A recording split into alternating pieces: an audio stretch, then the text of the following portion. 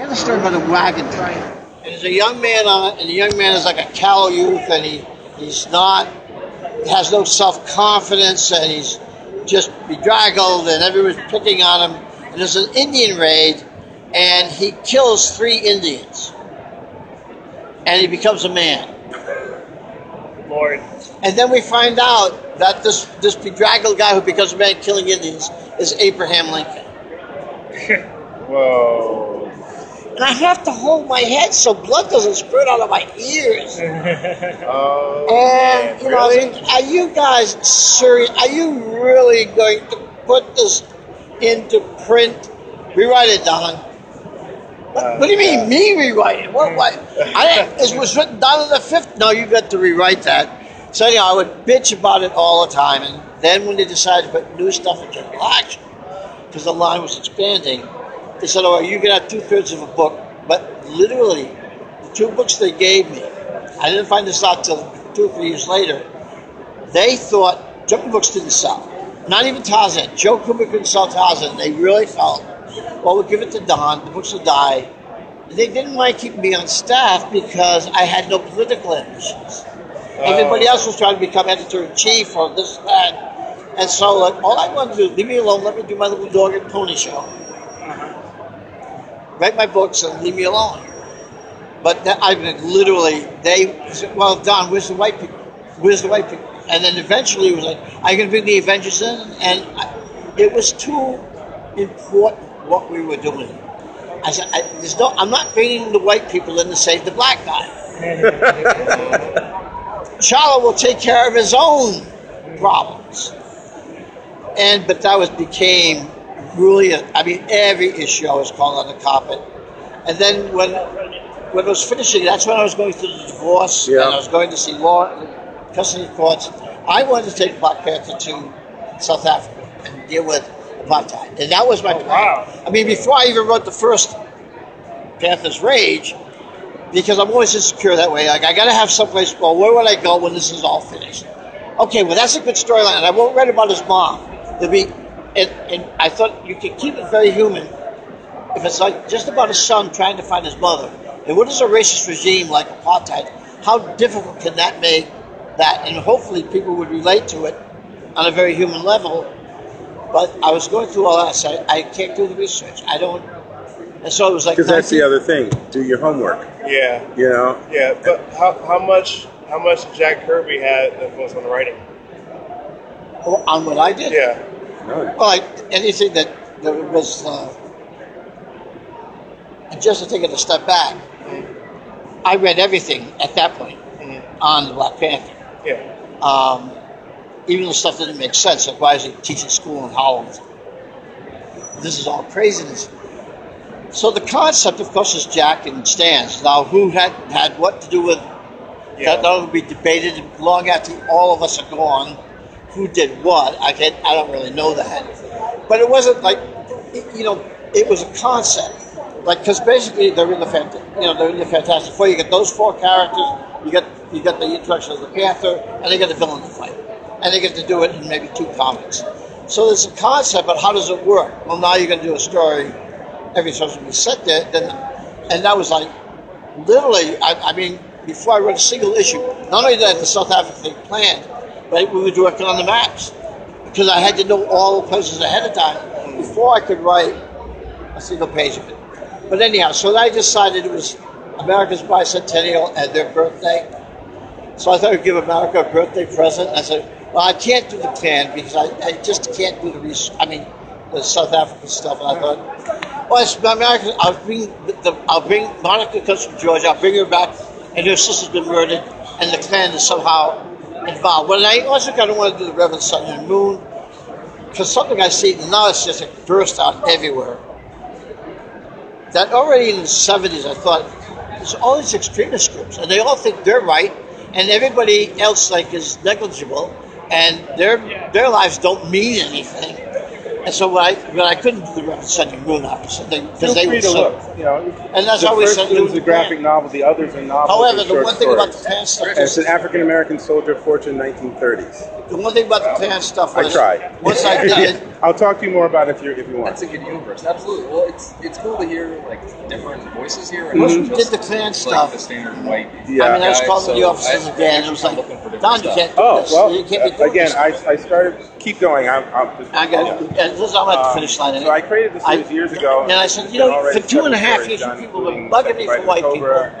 Finally, I give you white people, and you're still complaining. It's humans, though. That's humans. This was the Hey, first you're just, humans. That's humans. you're just, Yes. you're just no This satisfying. was Blood and Honor. No. in China. As you All say, in, like, not the even 30s. Goss. Yes, all in the Wow. 30s, right? So And the it was idea more being miserable. Aaron Day. So in high school, I actually wrote a paper about the media structure, like I media struggle was trying to of give a little like bit of the a extremist historical black, backdrop extremist to white help, sort of right? thing, you know? So in That the Black Panther KKK storyline is one of the things that reference went into.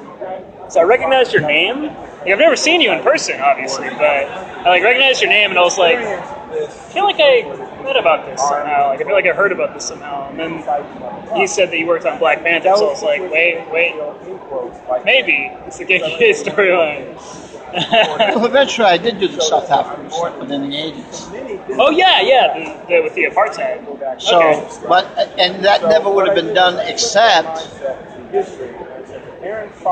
in the 80s. They were, you know, the editorial regimes had all passed, and the bloodbaths had occurred or whatever. And Michael Higgins was an editor, and they were going to do this anthology comic, Marvel Comics Presents.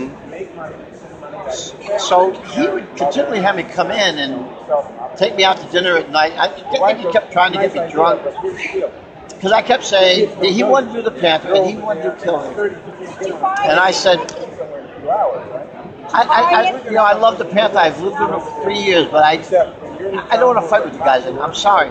I don't want to waste all my energy having to fight with you guys to tell the stories. It's enough work to do the books. And I put him off for about 2 or 3 months, and finally we came to an agreement on Kill Raven. And so I said, yes, okay, I'll do Kill Raven. And he said, fine, we're doing the Panther. And I said, no, we're not, Michael, no, we're not. And then, like, offhandedly, I said something like, you know, I always wanted to do a story about the Panther in South Africa, but, oh, we're doing it now, oh, we were doing it. So I said, no, Michael, this isn't like the Panther goes into South Apartheid. That's not what I want to do, and that's what you guys would want to do. And no, you do whatever you want to do. And so finally he talked me into it, and I swear to God, no, I'm not making this up. I'm on the second page of the script, page 2. And I get a call from Michael Higgins about midnight. It's Michael telling me I'm not editor of the book. And I said, I thought Michael was just kidding. I thought he was like, because I gave him such a hard time about coming back to do the character. And I said, Mike, I'm not falling for this. Get out of here. I'm on page 2, and after 3 months of us negotiating this, and now you're not. He said, no, I'm literally going for Marvel Comics. And eventually, it was true. He was no longer there. Tom DeFalco was the head. Oh, DeFalco was there, really? So I called DeFalco's office up, and DeFalco says, it doesn't matter who's editing. I said, oh, yeah, it does. Oh, it does. It absolutely does. Oh, yes. I have to know who the editor is. I have to meet with the editor before I will. Well, you can just get, no. I need to know who the editor is. Unfortunately, it was Terry Kavanagh. I'd never met Terry Kavanagh. Okay. And I went in and we went out to lunch together, and I couldn't have asked for anybody that was more empathic to doing the project. And everything is, you know, with comics, everything's set in cement right away. And Marvel Comics Presents were like 8-page chapters, and kind of, I think they went 8 chapters, so the 8 separate books. The most might have been 10. We're at like chapter 12, and Terry saying, Don, I get, you know, editorials after me. Every editorial meeting, they want to know how many chapters. But that's fascinating. And I have no idea, because I'm still going to the Schomburg Museum and other places. I'm researching this. Okay. And the people at the Schomburg Museum are going, are you doing this for Marvel Comics? I said, if you see it in print, then yes. Yeah, true. I'm doing it, but like, whether you'll see it or not, was another story. All I can tell you is if you see it, then yes, we did get to do it. Yeah, I got you. I told Terry, okay, tell him 25. The longest story we do were like maybe 10 books and mostly 8. So I don't know, they bought it. At one point, I needed 10 pages for a chapter. You know, like every story he had in inventory was 8 pages. I said, Terry, I know you don't have, I need 10 pages. And I said, the only way I know you don't have any 6-page stories. Give me any character, I'll do a 6-page story for you. I don't care what the character is. I'll bite the bullet. I'll pay the devil. I need 10 pages for the story. And eventually, when we get to the end, I said, Terry, I can't finish it in 25 unless you give me double-sized chapters. And Terry just gave me my way on everything, and I could tell the story I wanted to. So I will always thank him. Gotcha. Now, when did Christian Priest take over writing Black Panther? Was it later, but because part of the deal I had with Marvel when I came back. Yeah. When you live with a character for 3 years and you have plans of what you do not get yanked off it because of the fan stuff. Yeah. It was like I was gone from there, but I knew where I planned to go, and I knew that character. So when Michael was first talking to me about coming back, I said, well, and this isn't because I feel I'm a better writer than what the other people were that were going to do it. Peter Gillis was a friend of mine, and he called it, they want me to come in a big Killmonger back. And I don't know, Don, and we were friends. I said, look, Peter, if you want to do it, you do it. And I only wish you the best on it. I will never read it. I don't feel like, one, I could come into it objectively. There's too much emotional stuff. I put everything I had into those books. Yeah. So, like, my feeling is it wouldn't be fair to you or any other writer. They have a right to do anything they want. And go any direction. And it made me much better than I was. But on the other hand, why would I want to put myself through that emotional torment of like, man, I didn't get to do this, I didn't get to do that. And I also don't feel like I could come into it objectively and say, well, I just thought it was better for everybody concerned. So later on, later books, I never saw them, but I wasn't going into comic book stores then. And my feeling was, I feel the stuff I did in the 80s and 90s was better than what I did in the 70s. I just learned, I had more control, but I also, I knew the techniques better to tell that story, and I was in a more supportive atmosphere. So I got a chance to tell stories that I couldn't have told in the old days. Well, you have a little more freedom, I guess, now. And you're learning. I think you're learning all the time, and so hopefully. And I had projects where I had more room. I didn't have to fit everything into. I got 13 pages every 2 months. You had more room, and you could explore. And I did, I did that Nathaniel Dust series for DC, set in the 30s. Since I was editing the book, I took 2 months to just research it before I wrote anything. Oh, really? So everything down to the weather on those days in New York City, it's all accurate. If a horse died in the middle of Times Square in the book, that's what really happened. Okay.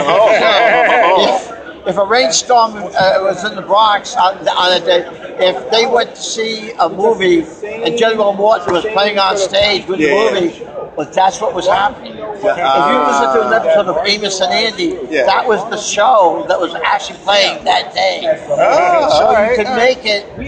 I was able to deal with themes that but I had 200 pages. So like, there was not only did you have much more freedom, but I had room to tell that story.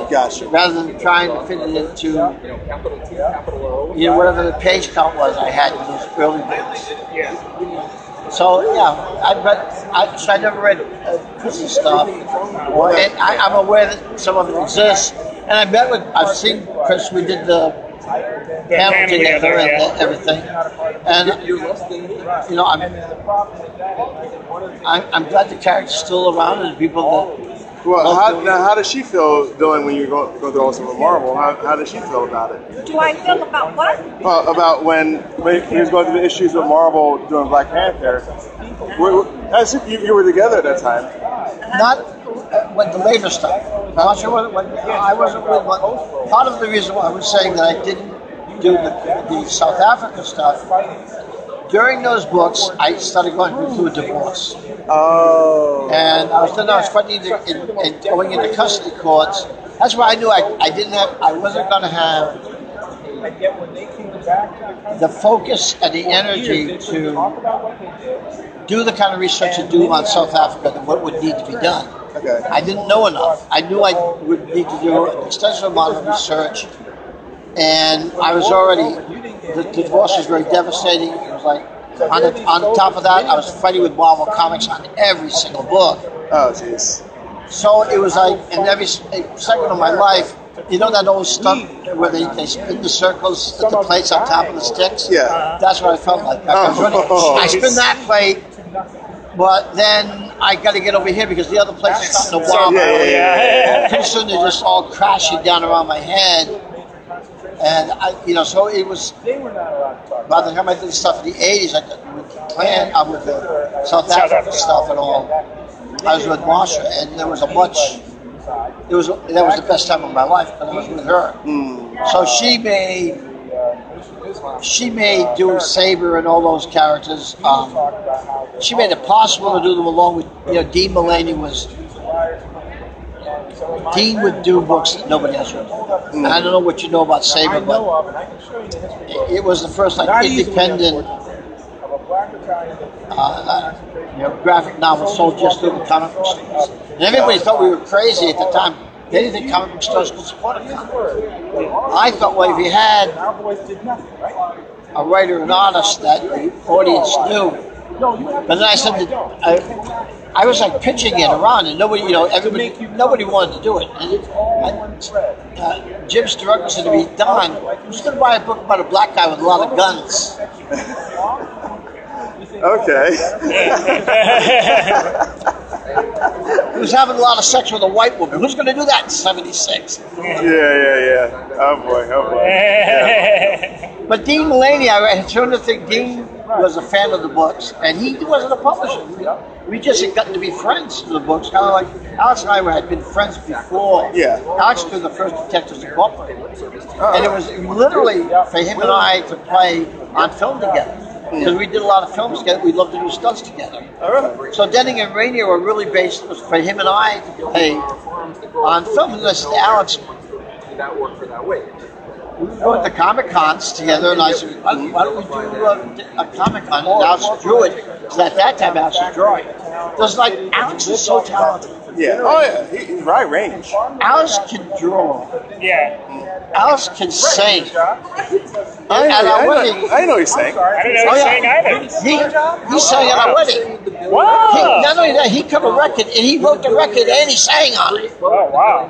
Okay? I mean, there's nothing like... And then he's an actor. He's an actor? Wow. When I did the film version in the 80s, I bowed out because I was writing and directing it, and I could have played the character, but I didn't want to memorize the lines. And I would go like, then I have to get mad at myself because I'm no good at memorizing those lines. I'm going to get somebody else to play the character. And brought Billy Graham in to play Alex's father. Oh, really? So, because Billy and I were great friends, and a lot of times Billy and Alex and I would do stuff together in the 70s. So when Dean first said he was in, he was over the house. We were watching movies or something, and I was talking about Saber. And then the next day, he gives me a call and said, "Don, can I publish Saber?" I said, "Well, what are you talking about? You don't publish comics." He said, "Yeah, but I do. I want to." And I said, "Well," and I told him all the things I wanted. I wanted to file my copy. And I said, "I'm not interested in doing anything bland. If I got to do that, I might as well stay with Marvel." Yeah. So and I really wanted to do Detectives Incorporated. I did a strip about little kids growing up in the 50s. But I knew I could start with Ragamuffins. And even Detectives Incorporated would be, people knew me for superheroes by that time. Yeah. Oh, now. So and now I'm going into a marketplace that we don't even know if it would support a book, because really the comics industry thought the comic stores, small percentage of their audience. Yeah. Yes. So they already thought I was crazy on that stuff, and then obviously doing Saber. They're not gonna fix things. And then Saber turned out it took 2 years to get the book finished. And the artist wasn't threatened not to finish. He held it up for ransom. Yeah. Because he did not want Melissa Siren pregnant. She's pregnant at the end of the book, and he was not going to finish the book. And as late as 4 months before the book came out, he had drawn 30 pages of the book, and he's going like, "I'm going to make Saber white. You can do anything you want, and it's not going to see print. It's my book. Yeah. I'm not changing it." Yeah. Now this went into it delayed the book, and we had to survive while all this is going on. Oh, yes. And I know Dean didn't take the brunt of it. In fact, the artist made Dean. If you ever look at the original version, edition of the book, it's got a disclaimer like they do on DVDs now, like the intent or the meanings of this story are solely on the author and have nothing to do with the artist and publisher. Now, Dean had no problems, but the artist actually made sure that you got to say you don't want anything to do with it. That's all on Don. Fine, whatever you need to do. However, the Saber is good because essentially, if you look at that series, it's about a guy it's my version of Prince Valiant. It's basically about a man and a woman and a family and trying to live in a society where in the rest of the world, their values are all askew. And at one point when the babies were being born, don't forget, you've never seen babies being born in comics before. On the top of that, I had 2 gay characters in there. Oh, really? But I had chosen Billy. I said, "Billy, I need you to draw the book." Because Billy was truly a Renaissance guy. And I knew Billy would not have any problem drawing gay characters. Yeah. And I knew he would not have any trouble drawing the babies being born. And in fact, when those pictures were drawn, the publisher's brother had picked them up and brought them out to me. And Jan is telling me, "Oh, Don, you can't do this. If you have the babies being born, it's going to cost us 10,000 copies of sales. You're hurting your own book. You can't do that." And I said, "I'll tell you what. I'll take out any act of violence in this book. But the babies being born stay, because my point is, babies being born are natural. It's about life. You got no problem with limbs being blown off, people being murdered, killed, blood coming out. You got no problem with that. Ask me to take an act of violence, I'll take it out of it." The next time that Jan picks artwork up for Billy, there's 2 men kissing. Now this has just never been done in American comics. So Billy called me up, he said, "Jan was here, he picked up the comics." And I said, "Yeah, and so what did he do?" He said, "He saw the 2 guys kissing Don." I said, "Yeah." And he said, he looked out the artwork, and he looked up at me, and he looked out the artwork, and he looked up at me, then he looked back down the artwork for a 3rd time, Don, and then he just finally went, "I guess there's no sense of talking to Don about this, huh?" That's true. That's true. Yeah. Whenever I was talking to somebody about gay characters, like the struggle of writing, like not really struggle of writing them, but writing without people thinking that you're just trying to like pander to somebody, because that's what most people think you're trying to do. We talked for about an hour, me and this gay writer. And then he asked me if I was gay. I was like, no, I'm not. I'm just gonna write a gay character.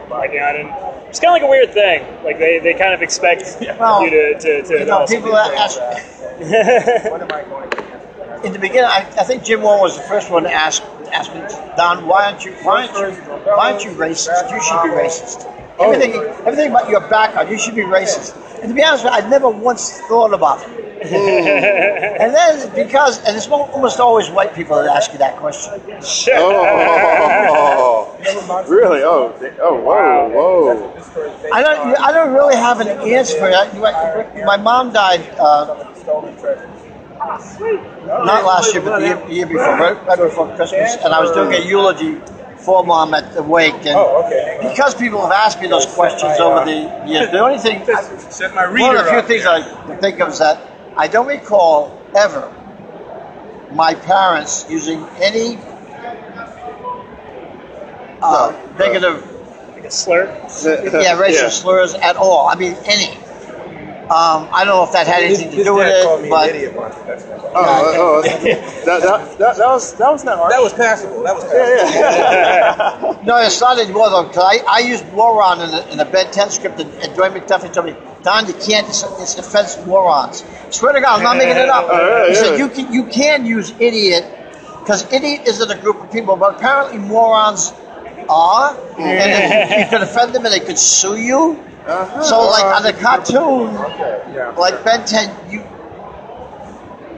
you can't use the term moron. I take moron out. So, it's like, but I love Dwayne was. Salt. He was a salty earth. He really. I wish I had met him. I've met a couple times. He was just one of the nicest people and the best people. I've gotten the fortune to know Charlotte, his wife. But I started writing just a little bit after he passed. I think. Yeah. I got into the professional world just a little bit after he passed, so I didn't get to meet him. Feeling better now that we sat down for a while. Man, I was dying when I first got here. It was just, Yeah, we walked this whole thing. Oh, really? oh, back and forth because we were looking for Alex. We were on the other side. Oh, really? But I was worth it. No, actually, Alex, when I was back on the other side again, and I swear to God, I'd gotten run over, my foot run over by the scooter, and I'm going like, I know. that's it, I'm done, I'm out of here. And if Ron hadn't found Jim Solak to bring us over here. Oh, by the way, all my cars are back. Everyone's asked my card earlier, but I'll give you a more professional card later, but at least keep that, at least you have access to me. Well, hopefully, I'm traveling back to New York. Well, I'm in Jersey, so I'm in Jersey. No, actually, I said New York. Especially in Rhode Island. See, that's how good I'm doing. Oh, you're in Long Island? Okay. Rhode Island. Rhode Island. I'm not sure I'm going to go to that con. I'm trying to think about if I want to go back in this year or not. I was there 2 years ago. Those people. Really? I know that It's just a small state, though. It's a small state. Well, I used to joke about Rhode Island all the time. That the thing about Rhode Island, the other thing is claim to fame was that in an episode of Super Chicken, it was held for ransom, and Super Chicken saved them. Brought it back. However, the nice thing about Rhode Island is it's a small state. It is.